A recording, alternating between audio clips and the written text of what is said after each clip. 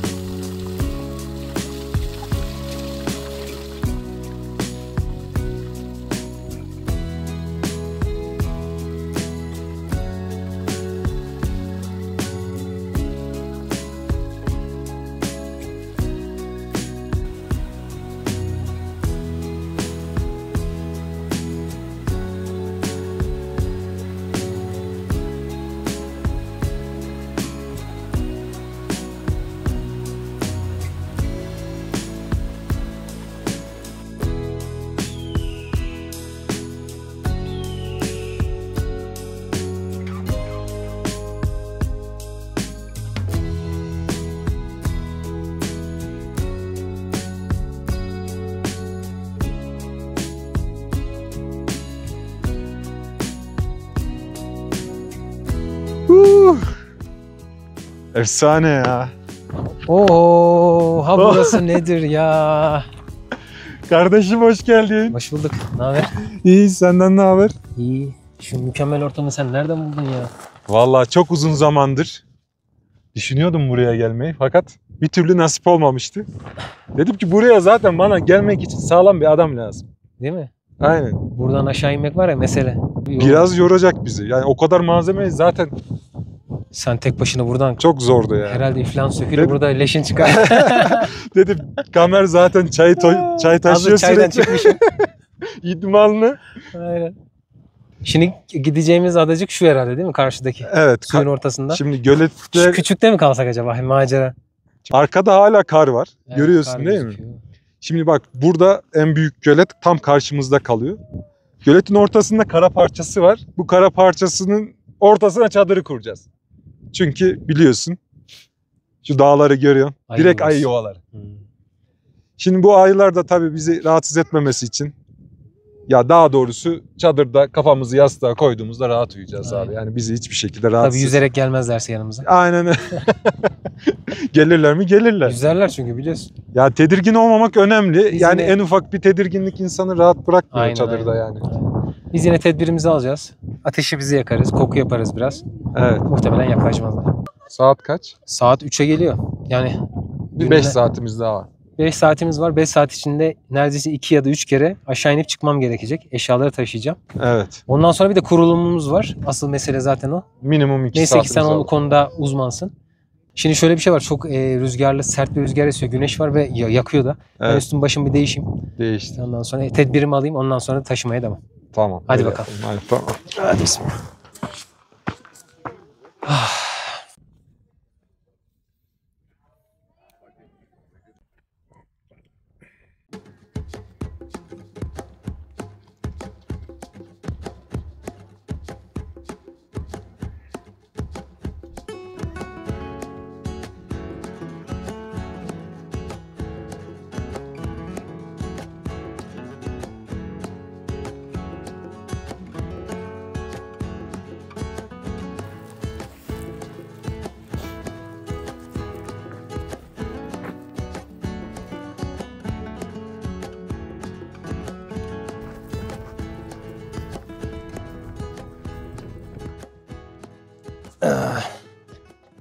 Evet.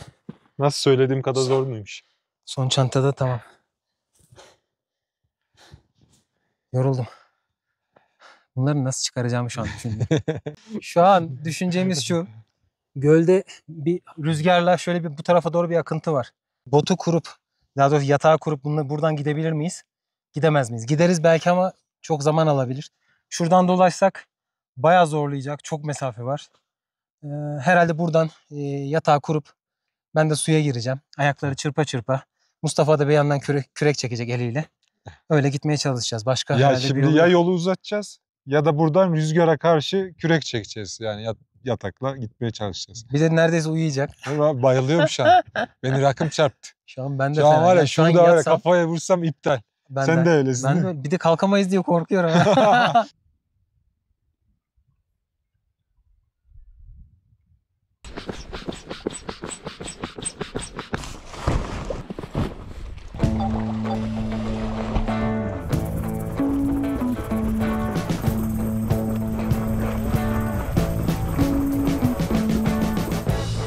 We've been living in sin so long.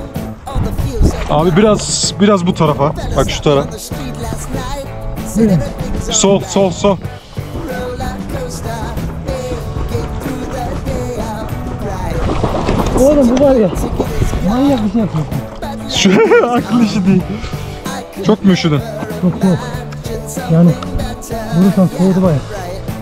Abi kafadan su alıyoruz. Benim de oradan vurmam lazım. Hop şunları al. Aldım. Ayakkabılarını düş. Ne? Ayakkabılarını ver bana. Aldım. Abi çok malzeme var ya. Dalış elbisesinin attığı olurdu sana. Çok üşüdüm. Yol gitmez. Biz de suyun ortasında kalırız. Emin misin? Şunu giyebileceğim. Al şunu. You seem to easily forget how to place your bet. Giydin mi?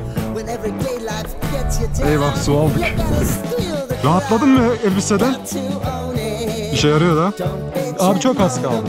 Dümdüz git. God forbid you scrape your knees, and it's nothing to sneeze at. Ben böyle bir şey görmedim.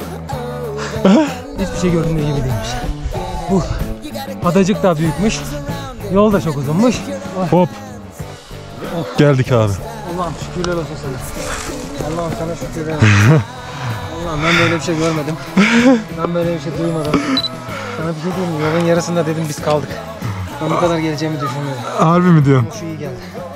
Allah seni kahretsin. hep benim yüzümden ha. Oğlum bu neydi? Oh. Ben sana bir şey diyeyim mi? Ayı da gelmez buraya. Havada soğudu ha. Güneş gitti ya. Ben hemen odun şeyi halledeyim. Sen onu giyince rahatladın ha. Neyi? Aha, tabii. Onu giyince rahatladın. Ben sana diyeyim bak biz bitiremezdik ya bu yolu.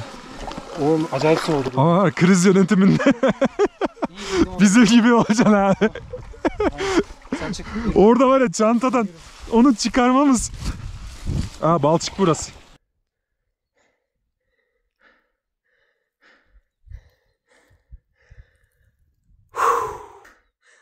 Sana bir şey diyeyim mi? Ben böyle bir şey yaşamadım. Oradan kısa gözüküyordu. Ada da küçük gözüküyordu. Ada bayağı büyükmüş. Yola çıktıktan sonra alt çıplak çıktı ya, daha yarıya gelmedik. Dedim ki herhalde bu yol bitmeyecek. Donması yani soğutması hareketini de engelliyor. Hareket kabiliyetini, ayaklarım yorulmaya yani hareket edememeye başladım. Şu an konuşamıyorum. Ardından ya süperdi ya. Ya süperdi ya. Şuradan şuraya botla geldim. Manyak mıyım lan ben? Ay, neredeydik? Olduğumuz yerde kalsaydık ne güzeldi ya. Ama burası bambaşka bir macera oldu. Şu an şu yolum var ya, o kadar anlatılır yanı var ki sana anlatamam. Ama anlatacağım. Neyse yolun yarısında ben dedim herhalde bu yol bitmeyecek. Ve gerçekten kötü hissettim. Yani yarısına daha gelmemişiz. Gidiyoruz ama yoruluyorum.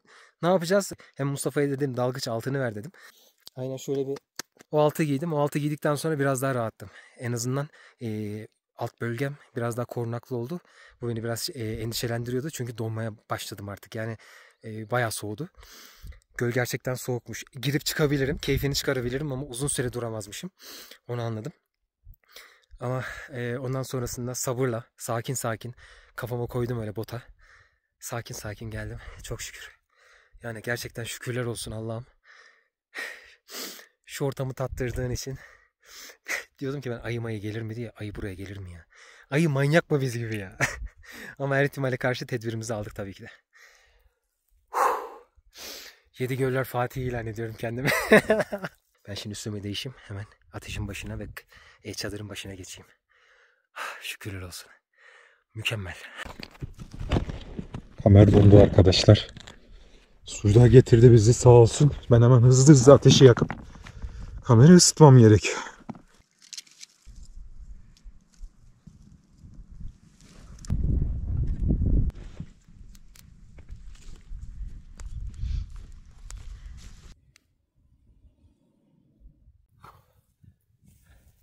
Oksijen yetersiz olduğu için yakmak odunu gerçekten çok zor. Ancak körükleye yakmaya çalışıyoruz. Umarım bu gecelik bizi idare eder. Yoksa vay anam vay. Bir yandan Mustafa çadırı kuruyor. Yalnız çadırın kazıkları kayıp. Bu gece ne yapacağız bilmiyorum. Herhalde taşla maçla bir şeyle sabitleyeceğiz. Şu an ona uğraş. Başka bir çaremiz yok. İşte bazen böyle aksilikler oluyor ama her zaman çözüm odaklı olacaksın kardeşim. Elimizdeki imkanları kullanacağız. Aynen öyle. Tutar bunu. Tamamdır. Burada hiçbir şey olmaz. Aynen öyle. Hatta çadırın içine de köşeleri atabiliriz şöyle içeride. Şimdi bak burada kazıklarımız olmadığı için taşla sabitledik güzelce. Şimdi içeriden de taş koyarız dedi Mustafa. Şu köşelere taşları koyacağız, ağırlaştıracağız. Aynen. Zarar vermeyecek şekilde. Bunu sabitlemiş olacağız. Yani bu gece inşallah emniyetli bir şekilde, çok rüzgarda olmazsa, yağmurda yaşamazsak burada güzel bir gece geçireceğiz gibi.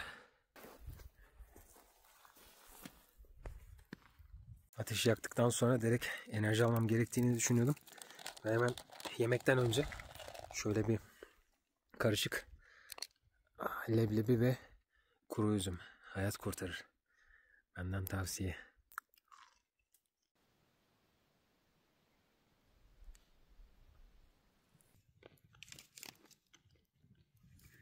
Isı kaynağımız hazır. Yemeğimiz oluyor. Mustafa yemekle ilgileniyor. Ben gerçekten aşırı derecede bir yoruldum suda. Biraz da dinlenmeye çalışıyorum. Şu an etkisini hala hissediyorum. Bir de oksijenin yetersizliği hem ateşin başlangıcını hem şu an o kadar efor harcadıktan sonra toparlanmayı da biraz engelliyor. Yani şu an biraz nanemollah. İyiyim, çok iyiyim. Yani şükürler olsun. Şu güzellikleri görebilmek var ya. Mükemmel ya. Şu güzelliklerin içinde olup bir gece geçirecek olmak. Ya bizim iş biraz manyaklık oldu. Biz gittik, en uzun mesafeden geçtik. Neden? Çünkü şu mesafe vardı. Çok uzundu. Yani yürürdük ama bir ara o suyun kenarına eşyaları taşıdığımızda halsizlikten artık böyle Mustafa zaten uyudu. Ben de bayağı bir gözlerimi dinlendirdim. Öyle gündüz vakti çok fazla uyuyamıyorum. Bayağı bir sarstı bizi. Sarsmasaydı belki de devam ederdik. Biraz daha erken gelebilirdik güneş varken. Maalesef gelişimiz güneşin olmadığı zamana denk geldi. O da biraz etkiledi. Ancak hamdolsun. Şu ortamı yaşayabilmek o kadar güzel ki. Şu an güneşin bak son renkleri. Birazdan gün batacak ve akşam olacak. Cennetten bir köşe gibi. Şu an dünyadan soyut tamamıyla. Şu an telefon hatları çekmiyor hiçbir şekilde. Şu an sadece ikimiziz. Ve bir kraterin içindeymişiz gibi öyle düşünebilirsin. Bir oyuk.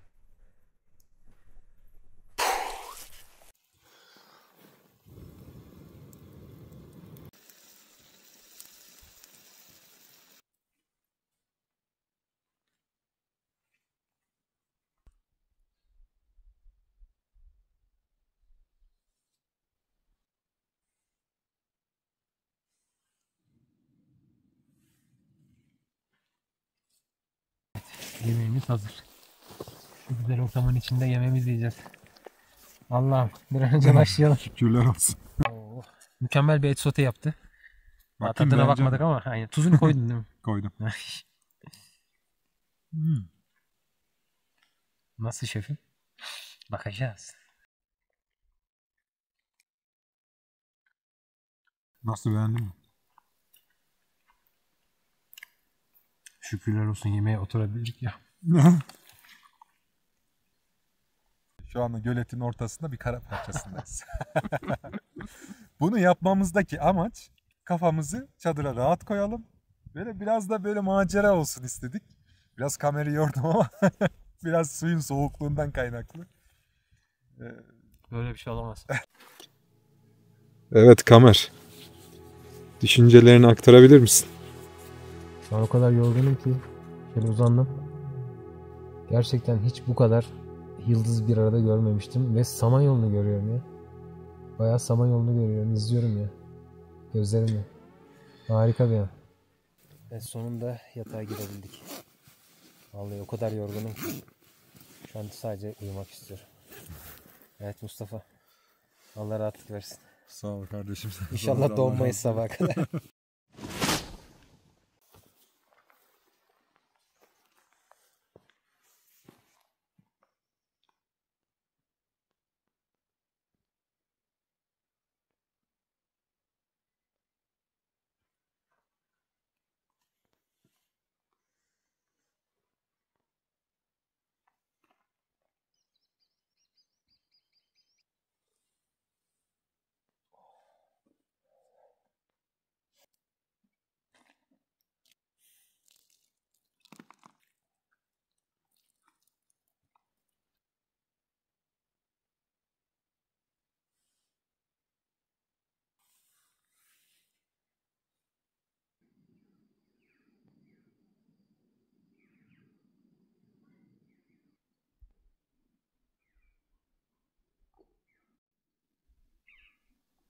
Güneş kendini göstermeye başladı.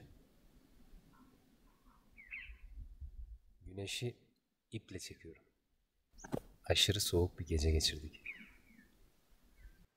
Şu an biraz su ısıttım. O su içiyorum içim ısınsın diye. Ya aslında sıkıntı yoktu da işte ekipman yetersizliğimizde biraz biz böyle zorladı. Ancak şu an yaşamaya değerdi. Ha, en tatlı uykunu mu uyudun? Yok uyumadım. Çok zor daldım. Çok zor uyudum. Kaç kere uyandım. Gece bitmek bilmedi. Öyle diyeyim sana. Ama çok şükür sabahı bulduk sağ salim. Yukarıda hilal var. Güneş kendini göstermeye başladı. Hemen şurada da bir tane öküz var. Bağırıyordu daha demin. Gelmiş buralara kadar. Güzel bir ortam var.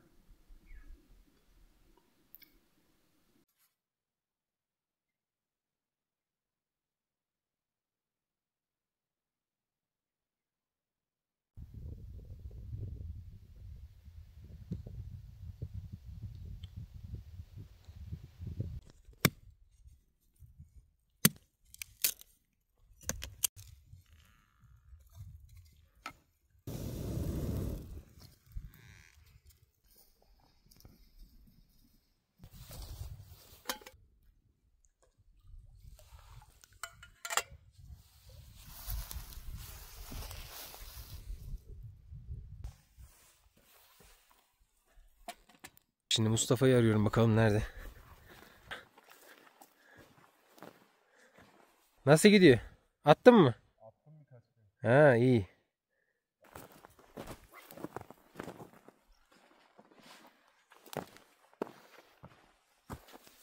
Harika burada kurbağalar var ya. Şuraya bak. Kurbağa mı yakaladı? Valla bir şey diyeyim mi sana? Yemek bitse bu kurbağalar direkt yemek. Valla gidiyor. Harika şuna bak kaç tane ya.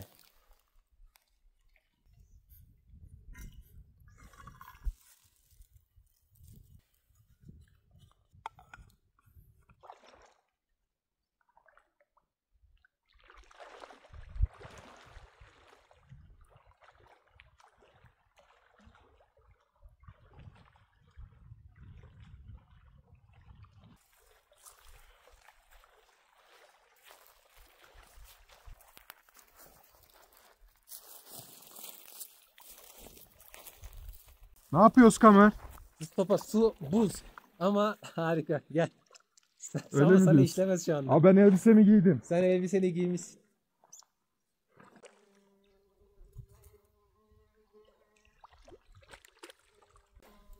Nasıl duruyorsun da? O bayağı soğuk. Bana diyor nasıl duruyorsun suda? Ula ben kışın denize giren adamım. Dün nasıl getirdim sanıyorsun seni buraya?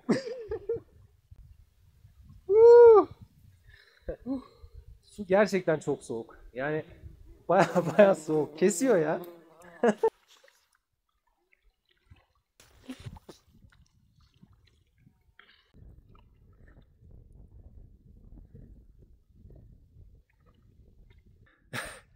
Su mükemmeldi. Ya nasıl diyeyim sana? Bak hissiyatı şöyle düşünmeni istiyorum. Burası kim bilir kaç asırdır var. Ve kaç asırdır buradaki su, buradaki bitki örtüsü, toprak, içindeki balçık, her neyse. Bunlar hep durdu. Üstünden sular aktığı geçti, aktığı geçti. Ama hep vardı. Ve ben şu anda tarihin içindeyim. Çok güzel bir şey ya. Kraterin içindeki göllerin içinde.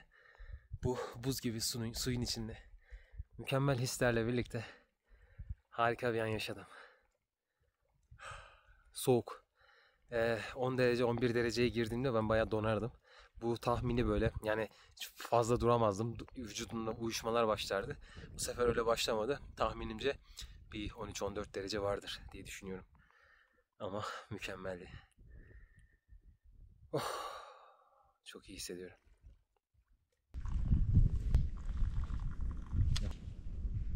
Şu yere oturmanın keyfi de başka.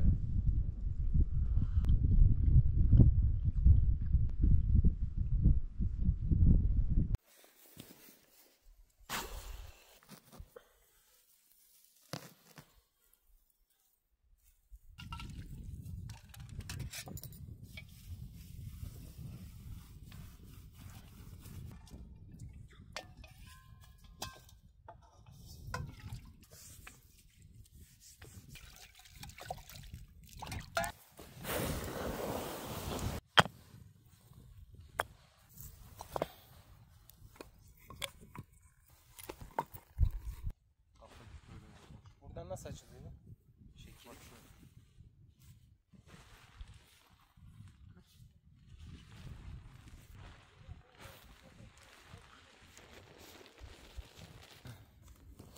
Evet. Ya şimdi adayı terk etme vakti. Toparlandık. Karşıya geçeceğiz ve etrafı gezmek istiyoruz. Biraz etkinlik de yapmak istiyoruz. Bugün öyle değerlendirip sonra da dönüş yoluna geçeriz muhtemelen. Ama ondan öncesinde şunu göstermek istiyorum sana. Burada geldik, yerleştik, dağıttık, ateşimizi yaktık, çöplerimizi çıkarttık ama şu an etrafı bir göstermek istiyorum sana. Ateş yaktığımız yer. Herhangi hiçbir şey benden geriye kalan yok. Ateşimi suyla söndürdüm, kapattım. Odunlarım vardı, odunlarımı güzelce koydum. Belki bir ihtimal buraya gelen biri olur. 3 tane de odun var orada. Onu da değerlendirebilir. Bir başkası da şuraya bir tane tüp bırakmış. İçinde gaz var. Belki biri değerlendirir diye muhtemelen. Onu da oraya sıkıştırdım ki güneş almasın diye. Etraf tertemiz gördüğün gibi. Toparlandık. Artık gidiyoruz.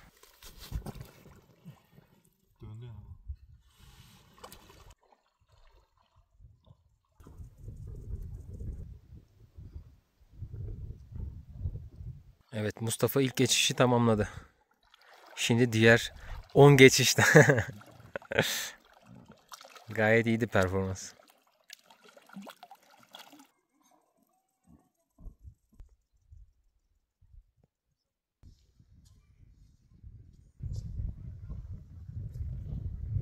Evet. Etrafı şöyle bir göstereyim sana. Ekipmanlar hemen orada. Adadan geçtik. Ve buradan şöyle bir rotamız var. Kuş bakışı 200 metre ama rotaya baktığın zaman belki de 1 kilometre vardır. Şimdi de etrafı diğer göllere böyle bir ufak, belki hepsini gezemem ama ufak bir gezmek istiyorum.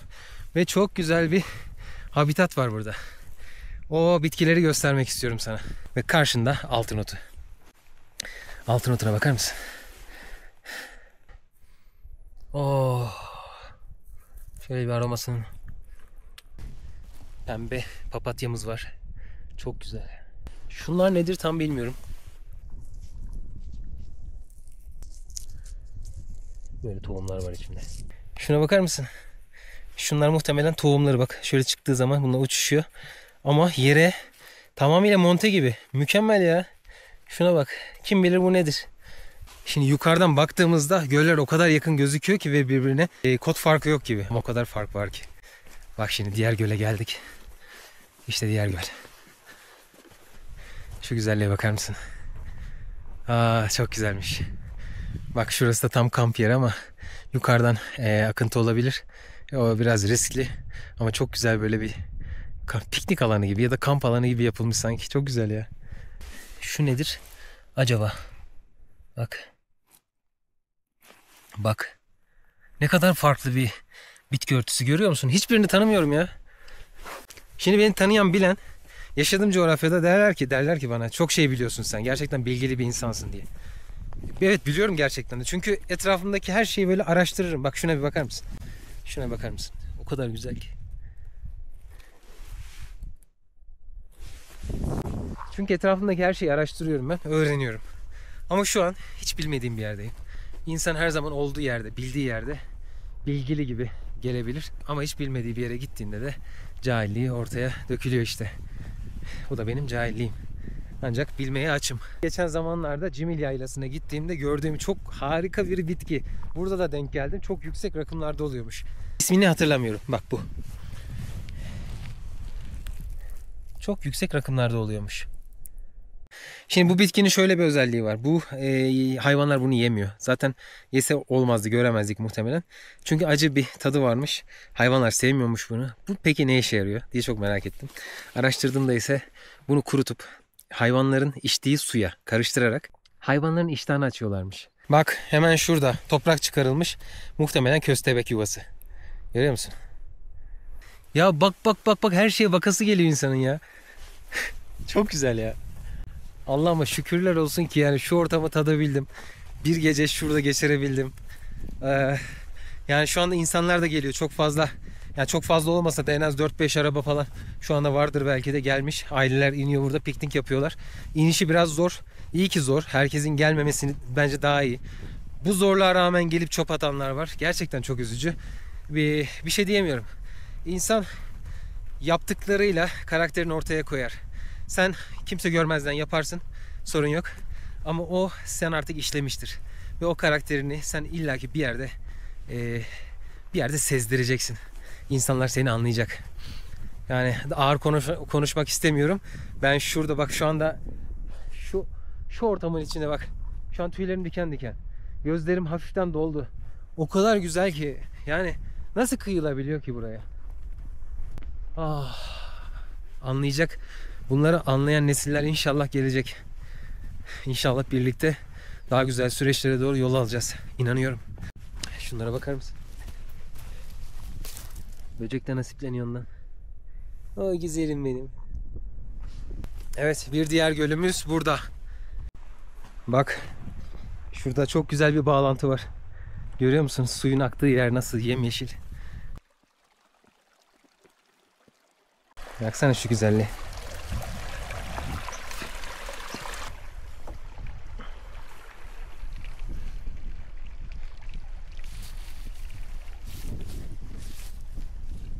Farklı bir bitki daha buldum. Burada. Ballı baba diyeceğim ama değil. Benziyor onun bir alt yaprakları ama çok, yani belki aynı gillerdendir. Bilmiyorum. Çiçekleri böyle. Bir dakika. Ya arada koku geliyor bana, tamam mı, rüzgarla. Evet. Bunun kokuları. Kır kokuyor. Çok güzel. Düşünsene, oksijen geliyor sana. Oksijeni çekerken içinde böyle aromalar var. O da parfümü gibi düşün işte, sen da anlayabileceğin şekilde mi anlatayım? Nasıl anlatayım? Bak şu kaldığımız gölden aşağı göle akan bir su. İşte sanırım bu da son gölümüz. Şuradan patikalara baksana. Patikalar o kadar güzel gözüküyor ki. Hayvanların yol aldığı, insanların geçtiği. Pardon, bir dakika, bu değil. Son göl şurada bak, arkada. Gördün mü?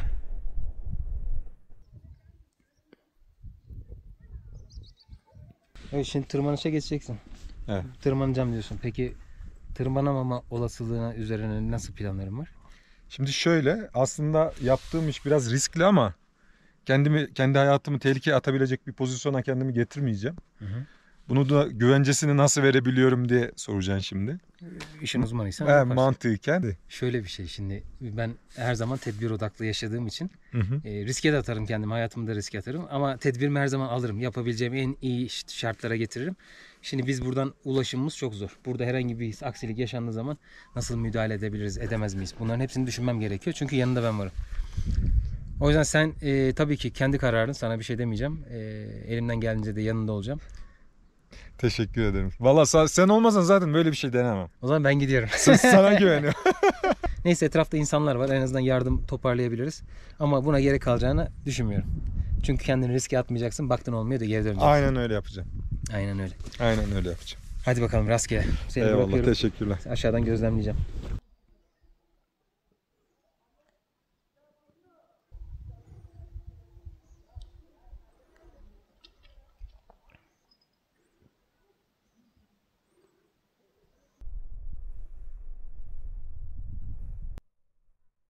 Oo, bunun üstüne koyar herhalde. Evet, bu da benden olsun.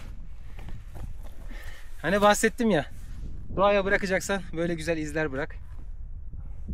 Ben de bir iz bıraktım. Umarım bir sonraki gelen de üstüne koyup bir iz bırakabilir. Evet, şimdi Mustafa tırmanışını tamamladı. İnişe geçti. Ona doğru yürüyorum. Şu an karşımda. Yavaş yavaş geliyor. Eminim onun için o kadar anlamlı olmuştur ki. Gerçekten şu anda susuz bir şekilde çıktı. Güneş acayip yakıyor. Taşlar sıcak. Yani o olumsuzluklara rağmen gayret etti, gösterdi ve istediği şeyin arkasından gitti. Evet, bu söylediğimi de düşünmeni istiyorum. Evet, bravo. Nasıldı? Çok iyiydi ya. Çok keyifliydi, biliyor musun? Valla. Çok keyifliydi. İyi, keyif almanı sevindim. Sandığımdan kolay oldu. Bir tık zorladı şeyden. Taşlar çok kopuyordu. Hı hı. Çok böyle kontrollü çıktım. Hı hı. Çünkü tuttuğum taşların bazısı oynuyordu hep. Doğru olanı yaptın. Ve üstünde de çok böyle döküntü taşlar vardı. Hı hı. Kontrollü bir şekilde yavaş yavaş gayet güzel, nizam bir şekilde çıktım yani. Çok güzel. Gayet güzel. Aynen, izledim seni, gerçekten güzel, sakin sakin. Tam profesyonel şekilde istediğinin arkasından gittin.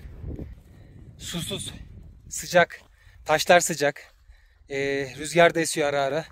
Yani ve yorgunuz da, yani öyle çok dinlenmiş de değiliz. Gideceğimiz daha çok uzun rotalar var, yolumuz var. Ona rağmen dedi ki ben yapacağım. Yaptı. Şu an eminim yaptığı için tüm yorgunluğuna rağmen daha iyi hissediyordur. Çok mutluyum. Şu an var ya, susuzluktan yutkunamıyorum. Ya, tahmin Ama- edebiliyorum, aynı.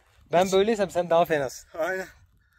Gidip şimdi dinlenip bir Direkt karşıya geçelim, su içelim, dinlenelim, Aynen. devam edelim. sonra da artık arabaya doğru çıkmamız lazım. Çünkü bayağı bir tırmanış yolumuz var. Tahmini 1 kilometre vardır. Rüzgar şekil verdi. Sanki hilal gibi yaptı. Evet Kamer, günün anlam ve özeti. Senden başlayalım. Evet. Bir güzel sürecin daha sonuna geldik. Karşımızdaki, hemen şu arkamızdaki adada kaldık. Ve bayağı da etkinlikte bulunduk yani. Çok keyifli geçti. İnan şöyle bırakmak da istemiyorum ama yani yeterli ekipmanımız olsaydı belki devam ettirebilirdik. Gereksiz yere de kendimi zorlamak istemiyorum. Yaşayacağımı yaşadım. Şu ortamın tadını çıkarttım. Gördüklerim bana yeter, yaşadıklarım bana yeter. Şimdi toplanıp gitme vakti. İspir Yedigöller. Çok güzel bir yer. Fakat bilindik olduğu için insanlar burayı mahvetmişler. Yani şu ikilemi anlayamıyorum. Abi, güzellik görmek için buraya geliyorsunuz ve bu güzelliği yok etmek için elinizden gelen her şeyi yapıyorsunuz. Bu çok tezat bir durum geliyor bana. Evet. Şimdi bu böyle güzel bir coğrafyaya gelip burada yaşadıysan, eğer buraya bir iz bırakmak istiyorsan, iz bırakmanın bir sürü yolu var. Bu atıklarını bırakarak değil, başka bir şekilde de bırakabilirsin. İşte senin bıraktığın iz aslında senin karakterini ortaya koyuyor. Kimse görmeyebilir senin o bıraktıklarını ama o senin karakterini işleyecek. Ve illaki bir yerde sen o karakterini bir şekilde ele vereceksin kendine. O yüzden benim sana tavsiyem, iyi bir insan ol, doğru bir insan ol. Şimdi biz kampımızı bitiriyoruz. Kamer sağ olsun. kadar iyi ki eziyeti ona çektirdim. Sağ salim döneceğiz inşallah. Mustafa'ya sordum. Mustafa dedi ki Kamer bir şeyler yapsak ama ne yapsak? Dedim ki yapmak isteyip de yapamadığın bir şey var mı? Seni çok zorlayacak, senin sınırlarını zorlayacak bir şey. Dedi ki böyle bir şey var, yapalım mı? Hadi gel yapalım dedik. Hakikaten yani bunun onu tek başına yapması belki biraz daha az ekipmanla diyeceğim ama aşırı zor. Yani bu süreci beraber yapmış olmak, yaşamış olmak gerçekten çok güzeldi. Evet. Teşekkür ediyorum beni de dahil ettiğin için. Ben de çok Bana teşekkür da ederim farklı kardeşim. böyle hisler yaşattın, güzel bir ortama yaşattın. Eyvallah. Vallahi yani sen de olmasaydın ben de yorulurdum. Yani şöyle söyleyeyim, bu kadar ekipman tek başıma buraya getiremezdim. İmkanı Bu bir. yok. Ben de tek başıma getirmem. Yani getirdim tamam ama Sen getirdin abi. Ama Ben getirdim. Burada manyaklık sadece ya bu. ya Cesareti sen verdin. Dedim ki Evet. yaparız dedim. evet. Çadır kurmayı sana güvendim. İşte ortamı biliyorsun, ekipmanların hepsini sen daha iyi biliyorsun. Az Her çok şeyde sana güvendim. kampta, çadırda neler yaşayacağımı idrak Aynen. edebiliriz. Az çok sen biliyorsun. Sana Öngörüyü güvenerek yani. söyledim zaten. Dedim ki sabaha karşı başlayacaksın titreyerek çıkmaya. Titretti mi? 3'ten sonra uyuyamadı. Evet, öyleydi. Söylemiyor, sesi de çıkmıyor adamın ya. Ya adamın uykusu niye böyle? Horul horul uyuyor. Neyse bir Evet. dahakine yazlık değil artık kışlık tulumla beraber İnşallah gezeriz. ben de inşallah. ekipmanlarımı edinirim. Öyle Evet. yaparız. Yani şu anda bütün ekipmanları tamamıyla Mustafa kendisi temin etti. Çünkü Elimden benim geldiğince. herhangi bir böyle bir hazırlığım yoktu. Böyle Evet. bir planım da yoktu. Dedi ki bende var her şey. Gel gidelim dedi. Hadi gidelim dedik. Böyle gelişti yani. Evet. Doğaçlama gelişti. Evet ben bu süreçten çok keyif aldım. Umarım sen de keyif almışsındır. Mustafa'ya da buradan çok teşekkür ediyorum. Bir sonraki videoda görüşmek üzere. Kendine iyi bak. Sağlıkla kal. Hoşça kal. Eyvallah.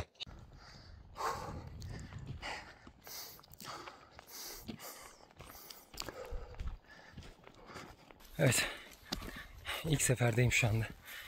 Gerçekten inişi de zor. Çıkışı da fark etmiyor.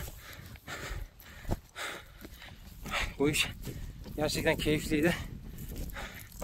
Ama son cefasını çekiyorum. Ama her anına şükrediyorum. O kadar güzeldi işte. Evet. Daha yolu yarıladım gibi bir şey. Aynen devam. Daha birkaç sefer daha yapacağım. Evet bak tam şuradan şu karşı burundan buraya kadar yürüdüm. Şu anda orada Mustafa gözüküyor beyaz.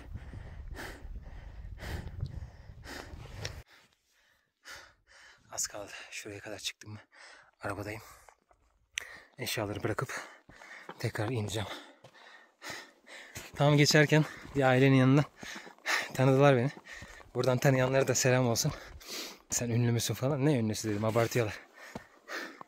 Dedi gel bir çayımızı iç. Dedim vallahi abi sadece su içerim. Dönüşte inşallah uğrayacağım. Sularını içerim.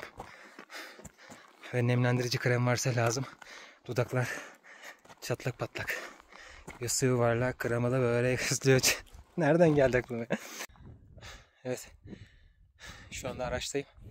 Tam 25 dakika sürdü. Hiç kolay değil. Hele o eğimlerde çıkmak. Ben 25 dakikada çıktım ama bir başkası kaç dakikaya çıkar bilmiyorum. O kadar yükle. Zordu. Bir ufak istirahat. Ya da bir şeyler atıştırayım. Enerji verecek. Yolda enerjim yerine gelir. Bitirdim kendimi. Evet son olarak arabaya ulaştım. 2,5 sefer yaptım. Mustafa'nın çantasını da aldım. 2 tam çanta dolusu arkalı önlü. Çanta taşıdım. 2 saat sürdü. Tamamıyla 2 saat sürdü. Mustafa'nın çok az bir yolu kaldı. Yavaş yavaş geldi. Çok fazla acelemiz de yok. Daha güneşin batışına da var. Çok şükür. Bugün de böyle bitirdik. Ve karşıda içinde anılarım olduğu bir manzara.